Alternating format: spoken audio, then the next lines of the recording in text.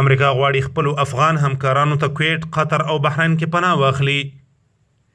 په داسې حال کې چې له افغانستان څخه د امریکایي او ناټو ځواکونو د وتلو لړۍ روانه ده، اسوسییټډ پریس خبري اژانس خبر ورکړی چې امریکا غواړي افغان ژباړونکي یو شمېر عربي هیوادونو ته ولېږدوي. اسوسییټډ پریس خبري اژانس یو لوړپوړي امریکایي چارواکي په حواله خبر ورکړی چې په ولسمشر بایډن د کانګرس لخوا فشار په ډېرېدو دی تر څو د امریکایي پوځ افغان همکاران له افغانستانه وباسي. دغه امریکایي چارواکی وایي که څه هم تر اوسه د بایډن ادارې امریکا ته د امریکایي پوځ د افغان همکارانو د لېږدولو په اړه وروستۍ پرېکړه نه ده کړې، خو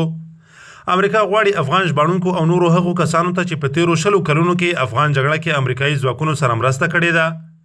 کویټ، قطر او بحرین کې پناه واخلي. په ورته مهال د امریکا د دفاع وزارت یوې سرچینې رویټرز خبري اژانس ته ویلي چې عربي هیوادونو ته به د امریکایي پوځ د افغان همکارانو د لېږدولو بهیر ډېر ژر پیل شي.